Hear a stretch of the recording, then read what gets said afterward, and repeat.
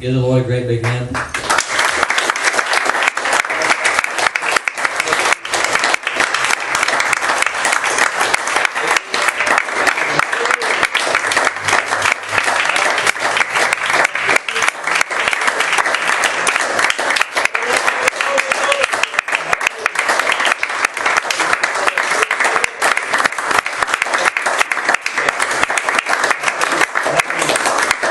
Glory to God. Glory to God.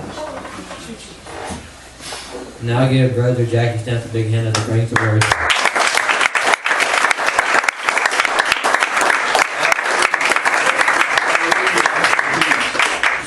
Thank you. Glory to God. Hallelujah. Praise the Lord. Praise the Lord. God. Praise God. Amen. Praise the Lord. Amen. Lord. Good to be a child of the King tonight. Amen. Good to know that our sins are under the blood of the Lamb. Amen. We're headed to heaven someday after life. Won't have to worry about it being snowy or the temperatures being hot or cold. Amen. Won't have to worry about light bills or any of those things someday after a while. Praise God. Thankful to be a child of God tonight.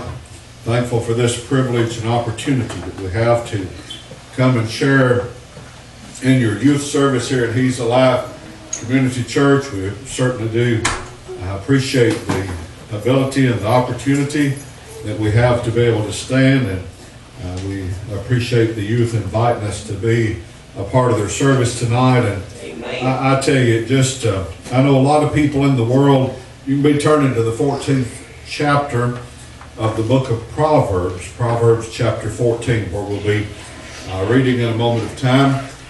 But you know, a lot of people today, they want their children to grow up to be the quarterback of the football team, or a star linebacker, or they want them to be the one that can make the three-point shot or get the rebounds, or they want them to be the beauty queen, or they want them to be this, or they want them to be that. But you know, I'd rather have my children serving God. Amen. My children aren't small and young anymore. I've got grandchildren that are about grown.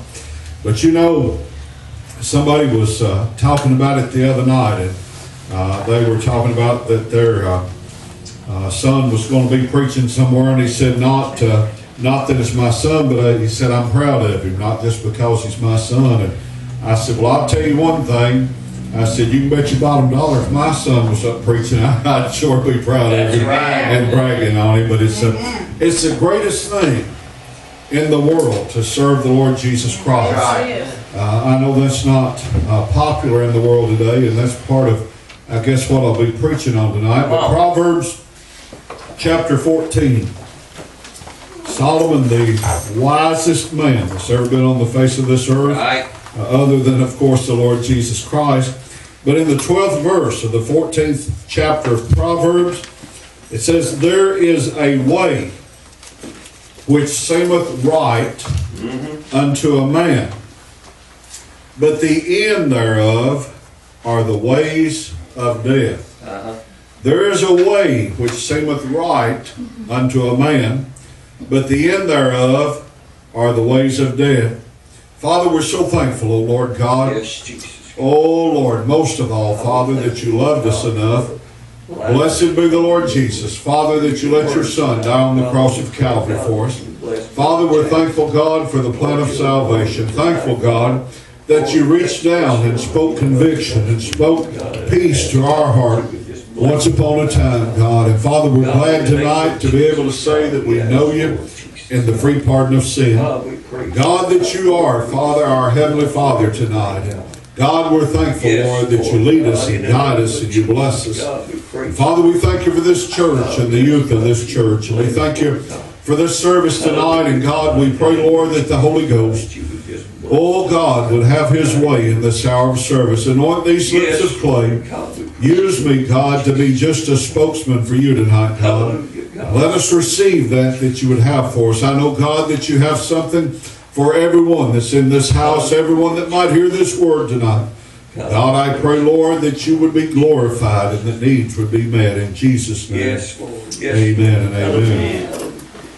There is a way which seemeth right unto a man, but the end thereof are the ways of death. That's right, Brother Jack. I don't know, Brother David, if I've ever seen a time. I know I haven't. I've never seen a time like the day that we're living in. Come on. And every day that goes by, there's something else that happens in this world, the way people do, that causes me, amen, to be concerned more and more every day. Yeah. People are turning away from God, Sister Misty, like I've never seen. Right. People today are going their own way and they're doing their own thing. Our politicians today in the White House and in the Congress of America and all over the land and the country, they're not concerned about the people of the land anymore, but they're concerned about whether it's a Republican way or whether it's a Democrat way. It doesn't matter tonight whether you're a Republican or whether you're a Democrat. It doesn't matter what side you're on tonight. What matters tonight is if you're on the side of the Lord Jesus Christ. Hallelujah. But what I'm saying is that they all say that I have the way that's right. The Democrats are saying, Brother Austin, that my way is right. They're just like a bunch, Sister Nora, of a bunch of spoiled kindergarten kids who are out on the playground. And one of them saying, Brother Wayne Harp, saying, if you don't play my game, if you don't do what I want you to do, well, I'm just going to sit off over here in a corner and I'm going to sit there like a big old puffed up toad frog and I'm going to have my little way. And if you don't go along with me, I'm not going to go along with you. And it doesn't matter. They're on both sides of the fence. And what they're doing is they're caught up in their way. They think that their way is the way to go. And they're not willing to change their way. They're not willing to do what's right. They're not willing to fall on their knees before God and find the ways of God. Our nation, this great nation of the United States of America, was founded upon a religious principle of the ability, the freedom to worship God, not, amen, to separate God from the ways of the world. We had a tragic school shooting not many days ago down not too many miles from here in Marshall County, Kentucky. And not to make it any light of it tonight, not to say anything, cast any bad thing upon it, but not to belittle anybody or anything, but what I thought and what is so true is when I was raised in school, Brother David, we'd start the day and the teacher would open up the Word of God, and Brother Wayne, he would read out the Word of God. We'd recite the Lord's Prayer. We'd stand and we'd pledge allegiance to the flag of the United States of America. And you didn't hear about guns in schools back then. You didn't hear about kids killing kids back then. You didn't see all the kids that were on drugs back then. Why? Because there was a time that people looked to God. But we're living in a time today when everybody is saying, I don't care what God has to say about it. I don't care what the man of God has to say about it. I don't care what mom and daddy has to say about it. This is the way I see it. This is the way I look at it. But friends, let me tell you something. We've got to get back to thus saith the Word of God. We've got to get back to the ways of God. The Bible tells me that the ways of God in 2 Samuel, he said, but as for God, his way is perfect. Let me tell you something. Man's ways, man's thinkings will lead us straight into a path of destruction. Amen. It's not good to fool with drugs. Friends will come by and they'll say, come on and let's go down here and let's have a party. Come on and get high with me. It won't hurt you. Maybe it's just a little puff of marijuana. And that's not bad as some of the other things they say. But you know what happens when you take that first puff of that marijuana cigarette? It opens up the door for the evil spirits and demons to come in. And what they'll do is they'll get a hold of you and they'll take you down a pathway that you don't want to go down. I doubt that there's very many people today that are alcoholics that ever decided that they were going to start drinking and going to become a gutter drunk, going to become an alcoholic. I doubt that there's people that are hooked on drugs tonight that if they could go back to the place when they first took that first whatever it was, that first puff off of that marijuana cigarette, snorting that first coke up their nose, shooting that first shot into their veins, when they did that, they didn't think they were going to end up in a place where they couldn't find any peace, they couldn't find any contentment, they didn't think they were going to get to a place where those drugs took hold of their life. They thought it was a way that would was a way that would, they thought it was a way that they could get in with their friends and they'd be popular. Listen, friends, we don't need to be popular in this world today. We don't need to fit in with the crowd nowadays. Why? Because the crowd is headed in the wrong direction. But Jesus tells us to come out from among the world and be a separate people and not to be partaking of the things of the world, because the things of the world are headed to a place called hell. But Jesus came that we might have life and that we might have life more abundantly tonight. Glory be to God. Hallelujah. I'm glad that I found the way that leads to life everlasting. I'm glad I'm not on that way that I was on a long time ago. But I'm glad the Holy Ghost of God came looking for me and found me where I was. And He didn't turn His back on me. He didn't say there was no hope. But I'm glad tonight that He called me. And He called me out of the ways that I was living. And He put me on the path of glory tonight, wherein there's joy unspeakable and full of glory. I'm ready to be a whole time, blood-bought, sanctified, Holy Ghost filled child of God tonight, than to be anything that this world has to offer. Come on. Amen. You're preaching. Come on. People today, they'll look to the football stars. They'll look to the basketball stars. Oh, listen, let me tell you something. On the news programs, something will happen, and you know what they'll do? They won't interview a child of God and say, what do you think about this? But you know what they'll do? They won't call. Amen, Brother Danny Farmer. They won't call a fire-filled, Holy Ghost baptized, blood-bought child of God and say, what's your perspective on this? They won't call Billy Graham and ask him. They won't call T.D. Jakes and ask him. They won't call the great men and women of God and ask them. They won't even call down here and ask us what we think about it. But you know what they'll do? They'll find some movie star, amen, that was high on drugs the night before, drunk out of their mind the night before. They'll find some football player that's abused people. They'll find somebody that don't give a 15-cent hoot about any of us. And they'll ask them what they think about it. And they'll say, well, I think we ought to do it this way. And you know what they're doing is they're helping little boys and little girls and big boys and big girls to look up to them and say, well, they said this was okay. They said that was okay. They said I don't have to do the things of God anymore. They say I don't have to live a holy, sanctified life anymore. They say I can commit adultery. They say I can run around with the world and do the things of the world. But look at their lives. Look where they are. Amen. They may be multi-millionaires. They may be the MVP of the Super Bowl or the whatever you want to say or think. They may win the Grammys, the Whammies, the Bammies, the Oscars, and all of that junk that ain't worth 15 cents to nobody.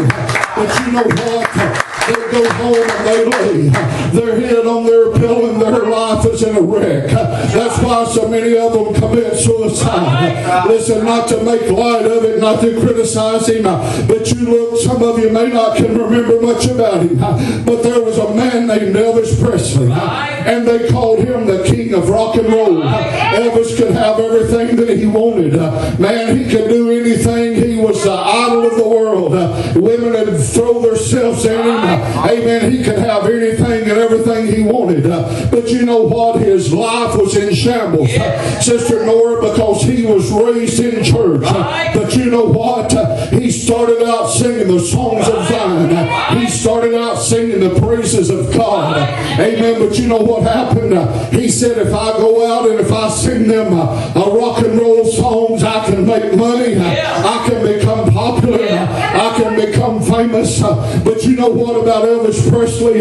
They said at 2 or 3 o'clock in the morning, after all of those great concerts that he would give with women throwing their underwear in him and all the things that were going on, that didn't give him peace. That didn't give him joy. That didn't give him satisfaction. And they said at 2 or 3 o'clock in the morning, in the wee hours of the morning, he had called the Jordanaires or some of them together. And you know what they'd do? They'd sing the gospel songs. Why? Because he knew deep down in his heart that the way he was going was wrong. Amen. But he had the lights of the world in his eyes. He was going after the fame. He was going after the bright lights. He was going after the ways of the world. But there was trouble in his heart. There was trouble in his life. And the best I know from what I remember, he died. Amen. High on drugs. Why? Because he was looking for something that would satisfy that longing in his heart. Friends, let me tell you something. There's an empty place. A preacher I was talking to today kept talking about a conscience. Well, you can call it a conscience. I don't believe it's a conscience. I believe there's an empty place. I know tonight that there's an empty place in every person that's ever born on the face of this earth. And Brother Austin, the only thing that will ever fill that empty spot is when you open up the door to your heart and you let Jesus come in, and not only let him come in to be your Savior, but when you bow yourself before him and you say, God, I want you to come in, and I want Jesus Christ to sit on my heart. I want him to sit on the throne of my heart. I want him to be my king. I want him to be my friend. I want him to be my Savior. I want him to be my Lord. I want to follow him. I want to walk in the pathways of righteousness for his name's sake. I don't want the things of the world anymore. And friends, that's where true peace comes. It doesn't come in being the star. It doesn't come in being the popular person. It doesn't come in the one, amen, that whatever the world has to offer. But I'm going to tell you tonight where peace comes, where joy comes, where fulfillment comes, amen, is in giving our hearts and our lives to the Lord Jesus Christ. Amen. That's right. I shared with you just a few moments ago about a man that sent me a message to call him. He needed somebody to talk to. I got the message, didn't get it right then, but I got it the next day. And I called him as soon as I got the message, and I said, I got your message. What can I help you with? And he said, Jack, he said, I'm going to commit suicide. And I called him by name, and I said, that's not the way out. He said, my girlfriend has taken our baby, and she has left me, and I don't know what else to do. He said, my life is ruined. My world is in a shambles. And I began to try to tell him, Brother Wayne Harp, that there was going to be troubles in this world. But I began to tell him that what he needed to do is he needed to turn it, Sister Cassie, all the over to the Lord Jesus Christ. And I said, if you'll turn it all over to God, I said, listen, she may not come to you. She may not come back. Your home may not be put back together instantaneously. But I said, if you'll give your life to the Lord, and if you'll call out to him, and let him have control of your life, I said, you'll find that you can handle it. I said, listen, in this life is not where it's all about. I said, we're just here on this earth for a short period of time. If I live and this world stands, in just a little over 2 months, I'll be 65 years old. There was a time when I thought that was old. But today I realize that 65 ain't all that old. But listen, I can also look back, and I told that man that I was talking to on that phone, he was a truck driver, and I don't know where he was at, maybe St. Louis or something. I don't remember where he said he was. But listen, let me tell you something. I told him that I may be nearly 65 years old, but I said it seems like I only ought to be about 10, because it seems like those years have flown by. You may be listening to me tonight, and you may be 5 or 6 years old, or you may be 10 or 12 or 15 or 18 or anywhere in between, and all the way up, it doesn't matter. Those of you that have a few years behind you like I do, you realize tonight, and even some of you younger folks begin to realize that time is passing. Amen. It seems like that clock has kicked in over here, and it seems like the days are flying. The days are passing by. And I said all that to say that we've got to realize that this world is not our home. The things of this world are not what we need to be concerned with. Sure, it's okay to accomplish things. Sure, it's okay to use use your talents and abilities. Sure, it's a great and wonderful thing to have a home and have children. But you know, one mistake that he made was he and this girl weren't married and they had a child. And that brought things in to begin with. So see, if he'd have had things right to begin with, he wouldn't be facing the trouble he's facing today. I'm not saying just because you're a child of God that you won't face trouble. I'm not saying just because you're a child of God, your husband won't look at you one day and say, I'm gone somewhere else. I'm not saying your wife won't look up one day and say she's found another man. But I'm telling you that if you'll just give it all to God, God will always make a way where there seems to be no way. I can tell you in all my life that God has always worked things out. No, it hasn't always been smooth sailing. No, the sun hasn't always been shining. But I'm going to tell you that behind every dark cloud, the sun, the S-O-N, has been shining. And as long as I trusted Him, as long as I put my faith and my hope in Him, as long as I believe in Him, I'm telling you tonight that God has always worked things out.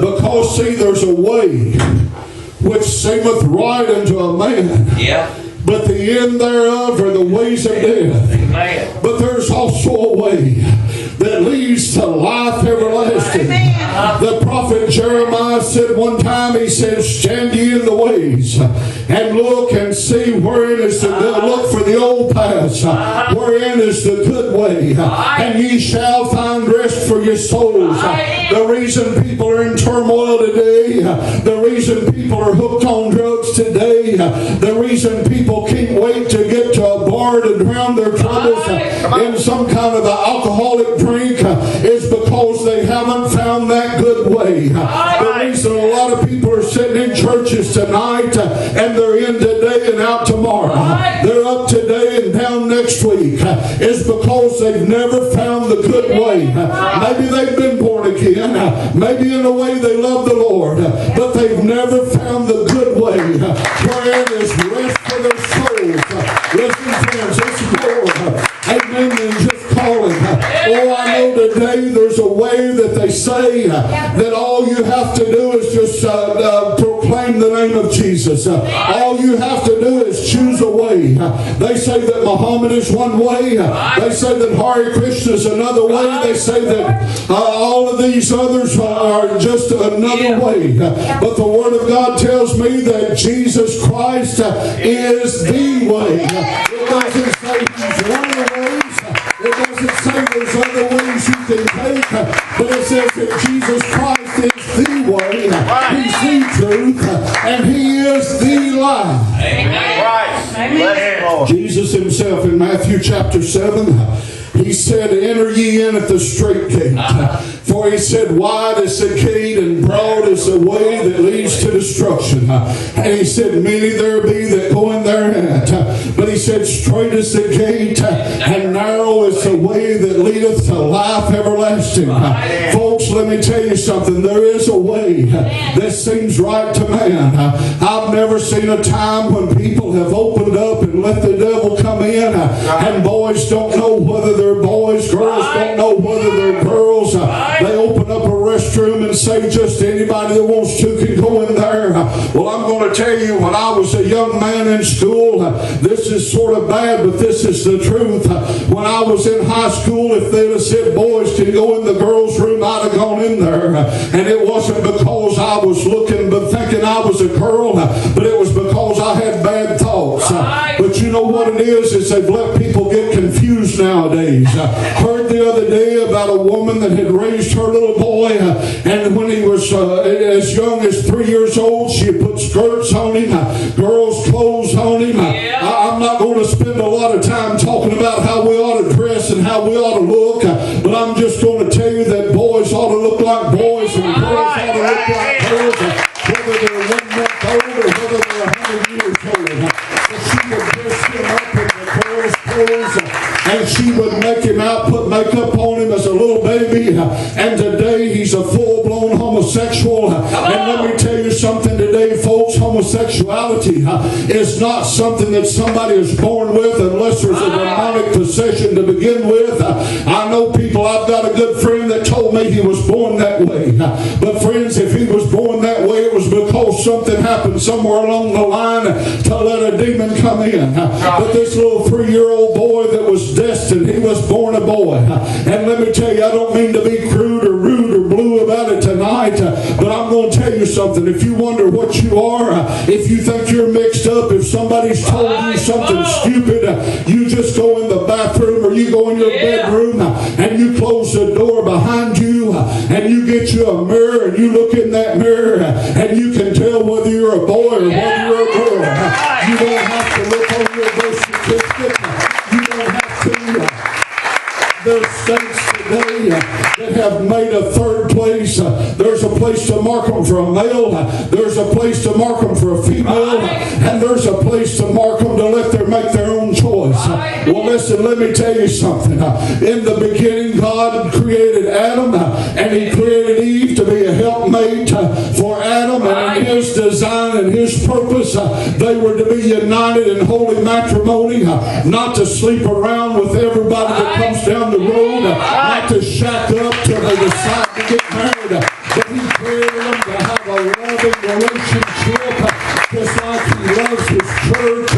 And mankind has decided, wait a minute, we think it's okay to have same-sex marriages, and that is just standing in the face of God and sticking our thumb in His face and making a raspberry and saying, we don't care what you say, God, we think that this is the way. And you know what same-sex does to people when they join up? You know what homosexuality brought is a blight of AIDS. I know that there's places in foreign countries where it's a disease that may not be brought on, but I'm going to tell you what causes it to spread in the United States of America is men with men and women with women. And I know it's not popular today. I know there's people that don't want to hear it, but I'm telling you today that that's what's wrong, because there's a way which seemeth right unto man, but the end thereof are the ways of death. Amen. A 3-year-old boy. I was talking to one of my clients the other night after I did their taxes, and we were talking about things, about godly things, and about the way people are living nowadays. And she wasn't a Pentecostal, she was a Baptist girl. But I'm telling you what, she was more full of God than about 90% of the Pentecostals are today. But listen, let me tell you something. She was telling about that nephew of hers, and she said that he didn't know what to do or where to go. He ended up out, I believe it was in Colorado, somewhere out in there, and he was in a full-blown homosexual community, and said he was wearing women's clothes, and said that he was wearing women's makeup, and his fingernails no longer were fingernails, but she said they were more like claws. Why? Because his mother thought that there was a way that she could lead him, but she led him into a place of destruction. She said this aunt of his, the one I was talking to, said he always is talking about committing suicide. He's not happy in the lifestyle he's in because it's directly opposite of the lifestyle that God intended him to be in. And when we go against God, we're going to be miserable. But when we line up with the Word of God, we're going to find a joy that passes anything that this world has to offer. If you want to get high, the way to get high tonight is to get hooked up with the Lord Jesus Christ.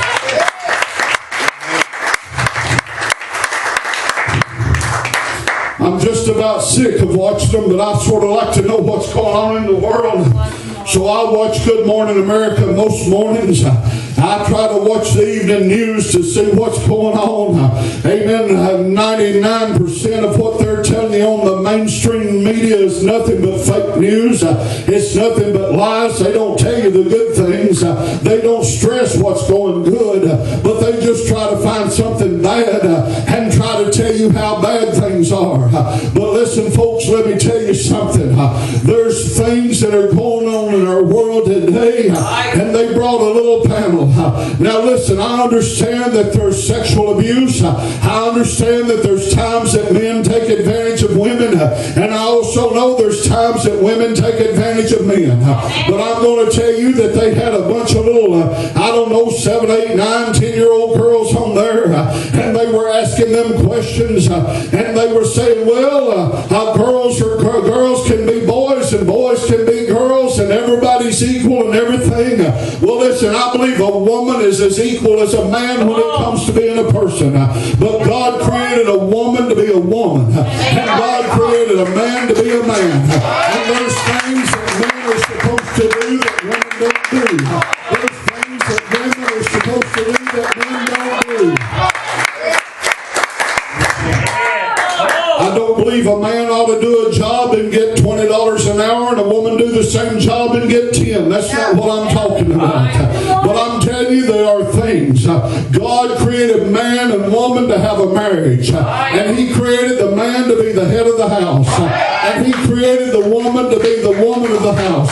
To bear children, to take care of the household duties. Now listen, I'm not going to make anybody upset, but God's Word says that the woman was to be the mother, and the father was to be the father, and he was to be the head, and the woman was to take care of the house. But we can look back, some of us can, and realize, and you can look in your history books, and you can realize that when World War II came along, and the women left the home, now listen, if you work and have to work, I understand that, and that's not what I'm talking about. But I'm saying that back during World War II, when the men were all in the war fighting, and there wasn't enough left in the factories to do the job, and they brought Rosie the Riveter in, and they brought the women in to do the jobs that the men ought to be doing, and it opened up a way for women to move into women's lib. And again, I'm not talking about mistreating women. I'm not putting women down. But I'm telling you, a woman is to be loved and adored, and to be, she's to be looked upon, if you will, as a princess. Preacher, have you always treated your wife perfect? No, sir, I failed. But I tell you tonight that I strive to treat her like she ought to be treated. And that's the way that it ought to be. A man ought to treat a woman like a woman, and a woman ought to treat a man like a man. And a woman ought to be a woman, and a man ought to be a man. A woman's got no business trying to look like a man, and a man's got no business trying to look like a woman.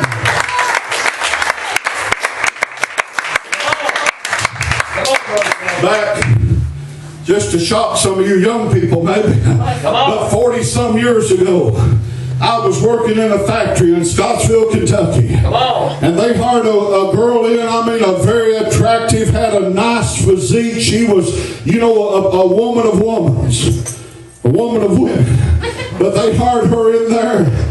And there was a job, Brother Danny, came open one time. It was a man's job as a material handler. Paid just a little bit more than a machine operator because it was a harder job. Worked on the body harder. And she said, I want to bid on that job. And they said, it's a man's job, you can't do it. And she went to the union stewards and she said, I ought to have the same right to bid on that job as any man. And the union came along and they talked about it and they fought over it with the head of the factory, and they finally decided that if she wanted to bid on that job, that they'd have to let her bid on it. And they let her bid on it, and she got that job. And I want you to know it wasn't but just a week, maybe two at the most, till she didn't show up for work anymore. Why? Because she had bit off more than she could chew. It was a job that required muscles. It was a job that was made for a man. Listen, there's jobs for men and there's jobs for women, and there's jobs that men and women both can do. But I'm telling you tonight, there's a difference in a man and there's a difference in a woman. And the world today is telling little boys and little girls that you can be anything you want to be. You can be a boy today and a girl tomorrow. You can just be whatever you want to, whenever you want to. And no wonder they're confused. No wonder teens to suicide is so prevalent today, because so many of our young people are so confused because mom and daddy buys them a cell phone or buys them an Xbox or whatever it is and says, leave me alone, I'm going to drink, I'm going to party, I'm going to watch my shows, I'm going to play on, I'm going to do whatever, and I don't want to be bothered with you here. You just go on over here and you raise yourself. And friends, let me tell you something. governor, Matt Bevin, a lot of people are against him because he's trying to do what's right. But he told them right after that shooting down there in Marshall County, he said it's a social problem today. He said it's the things that they're watching on TV. It's the things that they're going to the movie houses and watching. It's the games they're playing on their phones and on their game consoles. And it's all about killing and raping and robbing and all of those things. And that's all that's in the minds of the young people. When I was a kid growing up, it was Bugs Bunny. It was Sky King flying the plane. It was Lassie the dog. And it was all of those good things. It was Popeye the Sailor Man. And sure, him and Brutus fought. But it wasn't killing each other, man. They'd beat each other to death. And the next second, they'd be popped up. And there wouldn't be anything wrong with them. But some of those games, listen, people will open up things and they'll tell their children to read Harry Potter. They'll let them take part in anything and everything that comes down the road. And then they wonder what's wrong with their children. Good preaching. You're preaching. Come on, It's because there's a way come on. which seemeth right unto a man, but the ends thereof, Brother Daniel, blockage up with the ways of death. And no wonder society's in the shape it's in today. Because we've snubbed our noses at God. It's because we don't care what the Word of God says. Well, it may say this, it may say that. People say, oh, don't tell me what I'm doing is wrong. Don't tell me what I'm doing is sin because certain so-and-so told me it was okay. Come on, Brother Jack. I heard a lady I was talking to the other day was concerned about her mother being lost. And she said, said they go to church every now and then. There's a lot of people, Brother Wayne, that go to church, but it's just a motion to them. It's just a ritual to them. That's right. They come in, and Brother David, they sit down. My wife, I think it was, reminded me the other day, I've said so many times that if I was designing a church and having a church built the way I wanted it to, I'd have a big old plate glass mirror up there so that the congregation could sit there and they could look at themselves. Some of them wouldn't care anyway. But they'll sit there and they'll play on their cell phones. They'll sit there and they'll play with their babies. They'll sit there and they'll tell jokes one to another. And they don't a bit no more pay attention to what's going on in the house of God. Somebody will ask a prayer request for somebody and the person next to them will ask the same prayer request because they weren't listening to begin with. I know sometimes we don't hear. I know sometimes things. But I'm saying it's because most of the time people aren't paying any attention to what's going on in the house of God. And you know what they do? They come into the house of God and they come in and instead of coming in singing the praises of God, instead of coming in saying, God, I thank you for the blood of Jesus. I'm thankful for the blood of Jesus that bought me. But they come in and they're so beat down from the things of the world. And they come in and they find themselves a seat and they sit there and other people are happy in the Lord. Other people are worshiping God. Other people are listening to the songs that are being sung and they're getting blessed thinking about how much they love Jesus and about how much Jesus loves us. And they sit there and they're just dead because the world has beat them down. And because they're so full of the world and they're thinking about, I wish that preacher would hurry up and shut up so I can get home and watch The Walking Dead or As the Stomach Turns or whatever it is they want to watch on TV. And when it's all said and done, when the last amen is said, they can't wait to get up and they can't run back, can't wait to run back out in that world and be a part of the world again. And then when things go wrong in their life, they wonder what's happening. They wonder why other people come into the house of God and raise their hands and worship God, and why people have the joy of the Lord, and they wonder why they don't have it. They wonder why other people can shout, why other people can jump, why other people can run. And I know it's not all in those things, but I'm saying it is in those things sometimes. And I've done it myself. I've sat back and I've thought, why are they happy? I thought, why can they shout and I can't? You know why? Because I wasn't hooked up like I ought to be hooked up. But I'm telling you, you sometimes, just about any time I'm in the house of God, I'm sitting there and I may not be up and running and jumping and shouting, but I'm telling you there's something that's a stirring in me. Amen. That I don't have to go to the liquor store and get it. I don't have to go down to the street corner and buy it off of the dealer. I don't have to work it up. But it's something that's stirring in me. Amen. It's called the Holy Ghost and power. And it's joy unspeakable and full of glory. It'll go to bed with you. It'll get up with you. Yes, it will. That's good preaching. Listen, I'm about through. Bless you. There's a way that seemeth right to a man, but the end thereof are the ways of death. Listen, my heart really goes out to the young people today. Yes. Because they're dealing with things. I dealt with bullies. There was times when I was a bully, and there was times when I got bullied. Yeah. And it's not fun to be on either end of it. Right. And listen, let me tell you something. I understand a little bit. I don't know because I don't go through what they go through.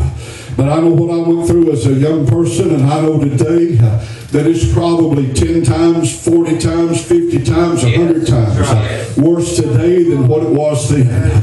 But I'm going to tell you tonight that the only answer is to give your heart and your life to the Lord Jesus Christ. Amen. Not just go through the motions, not just try to pretend, not just try to satisfy mom or daddy, not be a Christian when it's church time, and go to school the next day and try to fit in and be one of the popular crowds. Listen, folks, the popular crowd, one of these days, they're going to wake up and they're going to find out that the end of their way is the way of death. You may not be popular to the world. I'm not popular to the world. I'm not even popular among most churches. Why? Because I refuse to back down to the Word of God. Why? Because I stand for the Word of God. I'm not bragging. I'm not boasting on me. But I'm telling you, Jesus Christ was the one that bought me and paid for me with His precious blood. And I'm no longer mine, but I belong to the King of Kings. I belong to the Lord of Lords. He's given me something, and He's done something for me that I couldn't find in the wine and the women and the ways of this world. I've been down that path. I know where it goes. I know the heartache and the trouble that it brings. I know that it may feel good. That buzz may feel good. But you know what they tell me? They tell me that first time that you get high, you'll never find that high again. And that's why, Brother David, they're driven. That's why they sell their bodies, give their bodies, why they steal and rob and end up in the gutter on the street corner because they're searching for that first high. Some of you may know what I'm talking about. I don't know. There's people that God has delivered from that. People say once you try it, you can't get delivered. People say I want to give it up, but I can't. But I can take you tonight, and I can take you to people that one time they were on every drug you could mention. They were on everything. One man, he's a preacher. He was backslid on God, and he had a $600 a day habit. But when he surrendered to God, that habit was gone.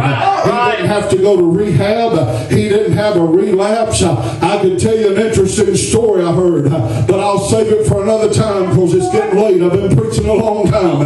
But listen, let me tell you something. People say I can't quit smoking. I can't quit drinking alcohol. There was a fellow that I was talking to yesterday or day before, and he claimed to be a Christian. And he said, you know what? He said, I'll come in. He said, I'm not an alcoholic, but he said, I'll come in and unwind. He said, I'll have a glass of wine, or I'll have a shot of whiskey, or I'll have a drink or two. He said, I don't drink to get drunk. But you know what? He thinks he has to have that. That's right. To unwind. That's right.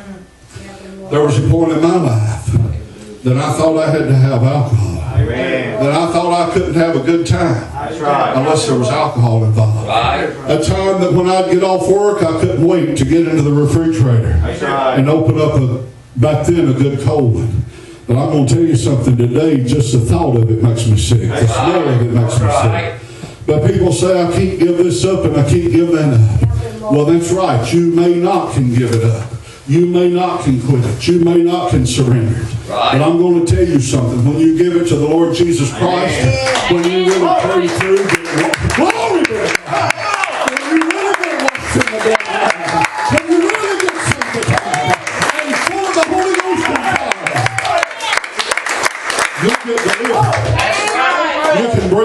from it. That's right. That's right. Listen, I laid down cigarettes. Amen. Smoked them, started when I was 6 years old. And smoked them until I was on up about 30-something years old. And I tell you what, it's hard to give up. I understand that. But I'm telling you, through the power of the blood of Jesus, That's right. I'll lay them down. Right. And that's where we can get our help tonight. That's right. See, there's a way that seemeth right. As the musicians and singers come. There's a way that seemeth right. Amen. Unto a man. Young folks, your friends, so-called, they're not your friends. That's right. They're your so-called friends. Yeah, right. They'll tell you, come on, and be like us. Brother Danny here has told me about some people that live next door to him. Brother Danny's my right-hand man. Can't hardly make it without Brother Danny. I'm telling you there, he's there to help me.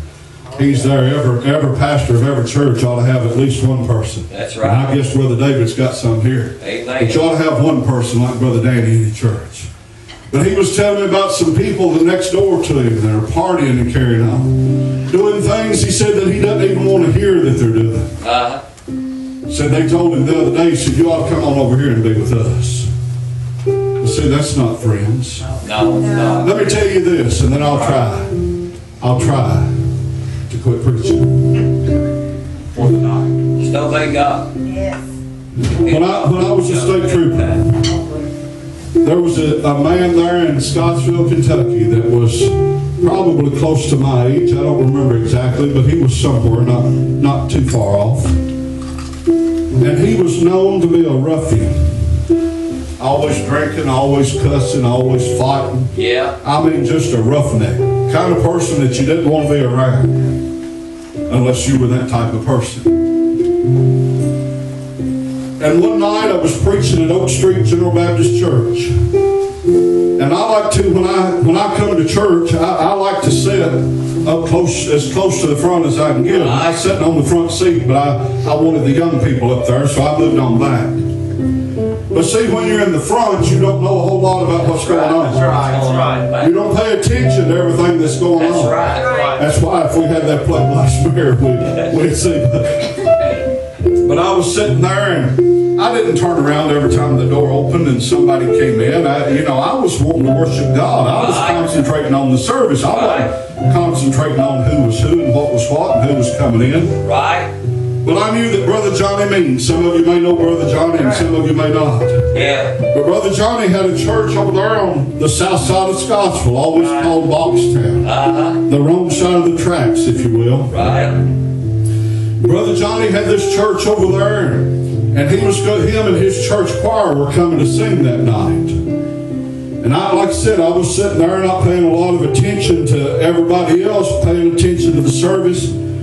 And when it came time for the special singing for Brother Johnny and his choir to come up, they came on up to the front of the church, got up there on the platform, and I looked up there and there was this man, let's just call him John tonight, okay? He's dead and gone, but it doesn't matter what his name was. I'll just say John. And there was John standing up there singing with the rest of the church folk. And it just sort of shocked me in a way because I didn't know he was in church. And I just thought, well, man. And I thought, well, I'm glad that John's got in church. Right. Well, not too awful long after that, over there where the law enforcement center is now, used to be Orville Clark's sawmill. And I think maybe by that time they had already moved it or something. It was just like an empty lot. Yeah. And I was passing through there one night, and there was a group of men standing over there around a couple or three cars, and I knew what they were up to. And I pulled up over there, and I said, guys, what are y'all doing? Oh, we're just standing here talking, and I knew they were drinking and carrying on. And I said something to them. I said, y'all need to move on or something, whatever. And I went on about my business. But I noticed that the man I'm talking about, John, was there. And my heart just sort of dropped. Well, then not long after that, I don't remember just how long, but I went to work one Sunday evening about 4, 5, 6 o'clock.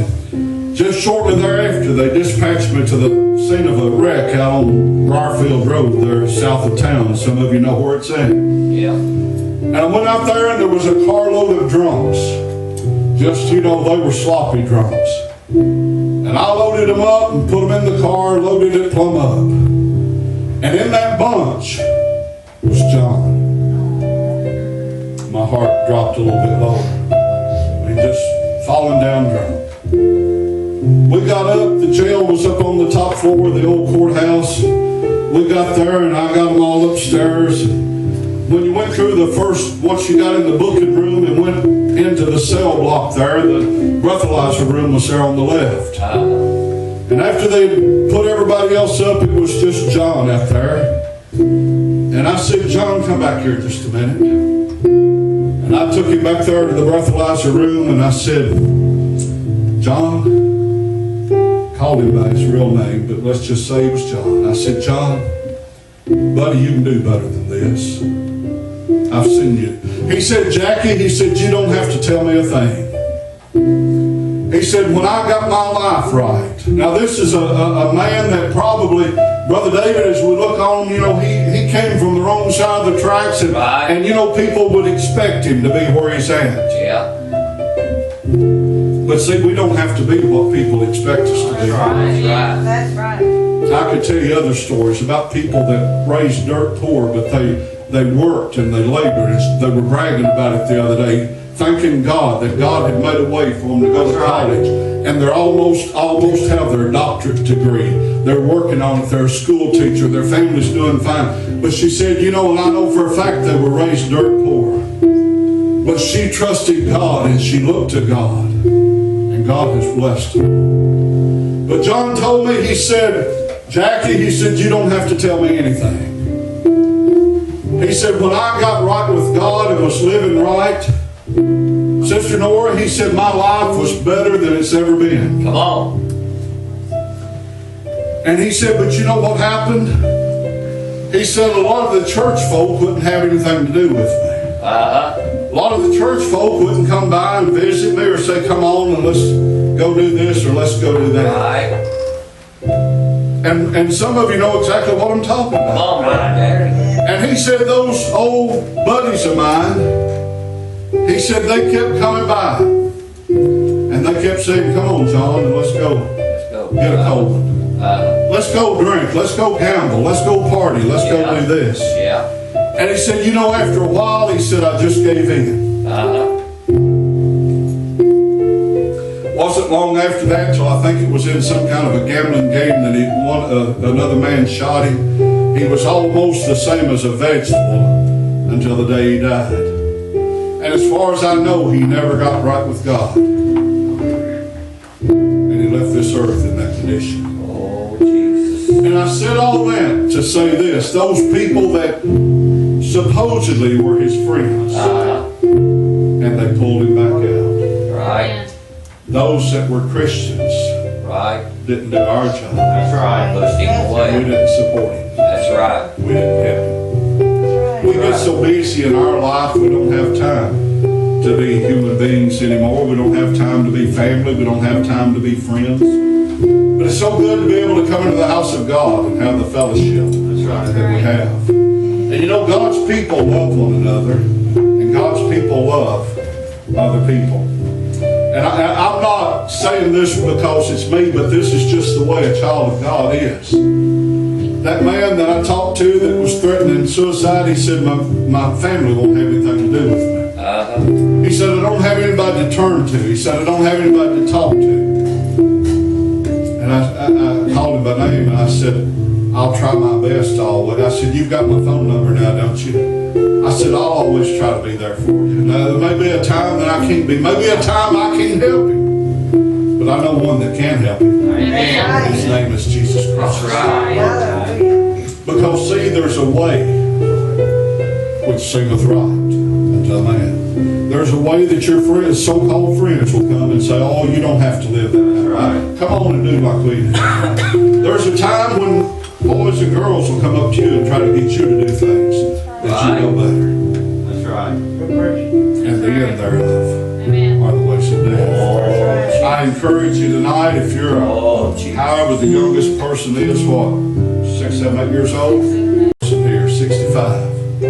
It doesn't matter how old you are. You older than 65, all right. It doesn't matter whether you're the youngest or whether you're the oldest. Yes. Hallelujah. Don't go the way that leads to death. That's right. Don't go the way. It may look good. It may sound good. Come on. They may have it shined up and polished up, and it may look real good. Listen, church. But the end thereof, place of death. Oh, There's a way. There's a Savior. oh, Jesus. Right. This saying coming to me. Well, glory, hallelujah. There's a Savior that says coming to me. All ye that labor and are Thank heavy you, laden, Jesus. Thank and you. I'll give you rest. He said, take my yoke Glory to upon God. you Glory, and glory. learn of me, Hallelujah. for my yoke. Thank you, Jesus. Glory be to God. He said, my yoke is easy and my burden is light. Hallelujah. Let's praise God in the house Hallelujah, tonight. God. We And praise if you've got a need, whether you're the youngest or whether you're the oldest, Oh, thank you, Lord. no matter where you are, no matter what you're doing, no matter what situation you're in, just give it all to Jesus tonight. Sell out to Him, lock, stock, and barrel. Say, I'm going to find the way Oh, yes, Lord. that leads to life and life. Yes. A life that's full of joy that no tongue can Hallelujah. tell. Push your own pocket. Hallelujah, Jesus. The altar's open. The Spirit of God is moving upon us. Please don't turn Him away. That's right. Please don't say, I don't care what you're saying. I don't care what the Spirit